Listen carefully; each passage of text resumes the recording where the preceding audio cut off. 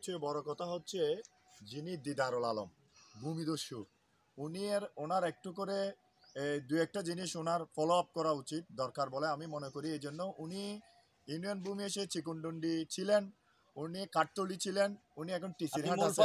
আমার কথা হচ্ছে 499 পরিবার বসে থাকবে না।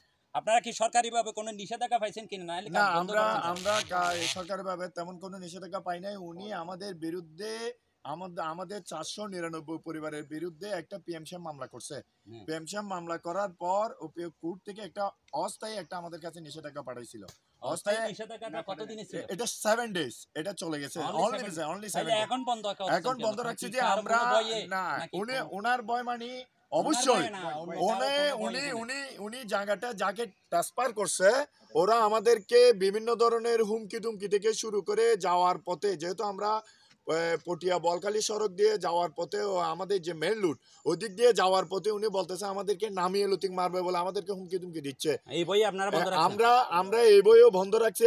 আমরা শান্তি সম্প্রীতি চেয়েছিলাম, কিন্তু শান্তি সম্প্রীতি করতে গিয়ে উনি গতকালকে আমাদের সাথে বড়ি গেছে, কিন্তু উনি এমন ভাবে আমাদেরকে বলতেছে আমাদের 5টা পরিবারকে উনি পাট করে ফেলবে বলতেছে, এবং উনি এটাও আমাদেরকে হুমকি দুমকি দিচ্ছে যে উনি এখানে ওনার নাম ফরিদুল আলম। বাড়ি হচ্ছে 13 নং দক্ষিণ বুশি ইউনিয়ন ডেঙ্গাপাড়া ওনার বাড়ি। আর সবচেয়ে বড় কথা হচ্ছে যে দিদারুল আলম এই আমাদের 499 পরিবারের বিপক্ষে গিয়ে যে দিদারুল আলম উনি আমরা যখন আমাদের প্রাক্তন কবরস্থানটা যখন আমরা সংস্কার করার জন্য বলেছিলাম, আমরা তাদের থেকে যখন জায়গাটা কিনছিলাম তার সাথে কথা বলছিলাম, উনি বলছে যে উনি নিজে আমাদেরকে বাদ দিয়ে উনি জায়গা ক্রয় করছে। ক্রয় করার পর যখন আমরা সমাজ একত্রবদ্ধ হয়ে গেলাম, উনি কি করছে, উনি এটা ওই 13 নং দক্ষিণ বুশি ইউনিয়নের মানুষটাকে পাওয়ার দিয়ে উনি এটাকে আবার ভিন্ন রূপে কি করতেছে। কারণ হচ্ছে ওনার হচ্ছে কোটি কোটি টাকা, উনি ভূমি অফিসে কোটি কোটি টাকা দুর্নীতি করেছে।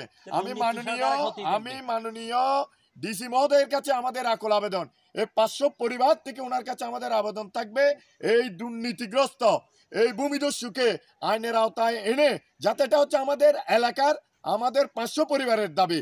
আর কথা হচ্ছে ওনার বাবা, আমরা যতটুকু জানি এখানে বৃদ্ধ মানুষরা রয়েছে, ওদের কাছ থেকে আপনি প্রশ্ন করলে জানতে পারবেন স্বাধীনতার 50 বছর পর এসে উনি এখন স্বাধীন মুক্তিযোদ্ধার কথা বলতেছে। আসসালাম।